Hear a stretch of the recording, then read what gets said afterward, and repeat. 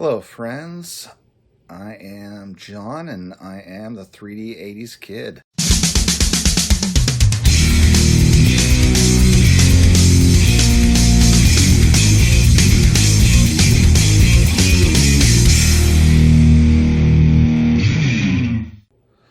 Hello, friends, and welcome to episode 8.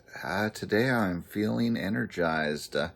I got to hang out with my good friend Adam at Vintage Sanctuary yesterday, and that's what this is all about for me, is making friends and building a hobby community. So on that vein, I'm actually using this episode as a video response to the channel Groundchuck, who Groundchuck just hit 406. Congratulations.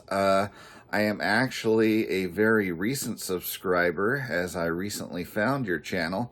So I wasn't actually part of the original 406, but I'm happy to be a subscriber now. And I would love to take this opportunity to respond to your call for video responses. So the concept here is that looking for unbreakable records, like your mention of the Ted Williams, nobody hitting 406 again. Gotta love some Ted Williams, as you saw in my second video with this card that's up here. Continuing on, thinking about this one, I had a few routes I could have gone with where I would go, and just seemed a little too obvious to me to go with this guy, Jerry Rice, with the receptions, the yardage, the touchdowns. A lifetime 49er fan, but that felt a little too obvious on that one, so I didn't opt that way. Also, another one that's highly obvious as far as impossible to get there, Mr. Wilt Chamberlain. Besides the 100-point game, nobody is going to even come close to doing the whole 50-point average for an entire season. I mean, that's just insanity. That's video game numbers.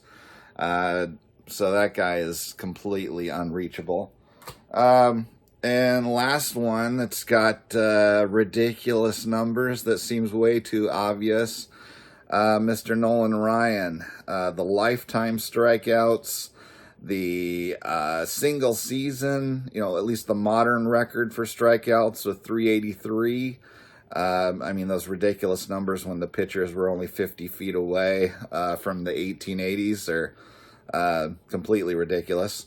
But, and then the biggest one I think is fully untouchable for him is that 7 no-hitters. No one's even going to come close to that one. So, but if you've seen any of my previous videos, I'm in love with the 1960 Topps set. So I am taking this opportunity to highlight another card from that set. Any excuse for me to show off another one of those. So, without further ado, let's move on and take a close look at the card I'm featuring today. It's card number 73 from 1960 Topps, Bob Gibson. One of the most feared and intimidating presences to ever grace the pitching mound in Major League history. And I, once again, love just the colors. The two different photos. We've got the close-up headshot where he's kind of smiling, and then on the left there we have got the famous glare where he is just staring someone down before he's about to mow them down. This card obviously is a bit OC, both left to right and top to bottom.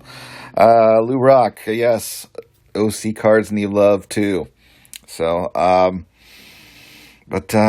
just love the look of the 60 Topps, love the old logos they put on the front, and just feel like this is a card I love looking at. So let's take a look at the back. On the back here, Looks really nice and clean. We even got reference to him and his basketball career. Like I previously mentioned, where I feel like if Willie Mays was around later, he would have ended up being a superstar quarterback in the NFL.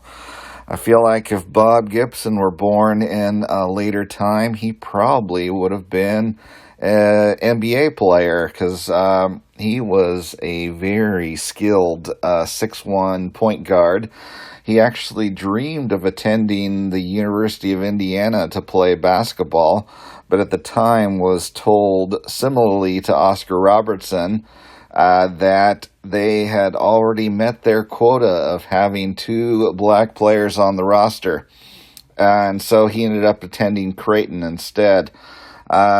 And he was such a good basketball player that even he, in his early career in the majors, during the off season, would spend time playing with the Harlem Globetrotters, which at the time were actually a highly skilled team, because most NBA teams of that era had silent quotas as far as how many blacks they would have on their rosters as well.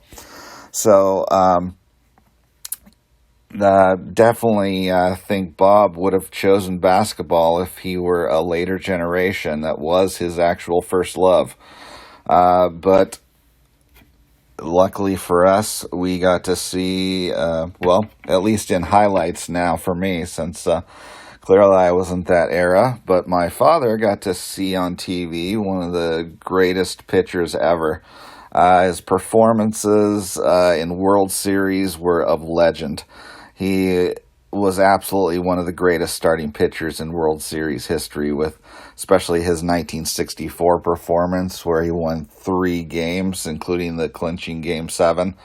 But back to the subject of this video, was having to do with record setting. Clearly, the most unbeatable thing for him was in 1968. And I don't think it's actually the ERA record, his modern live ball era record of 1.12 for an entire season in 1968.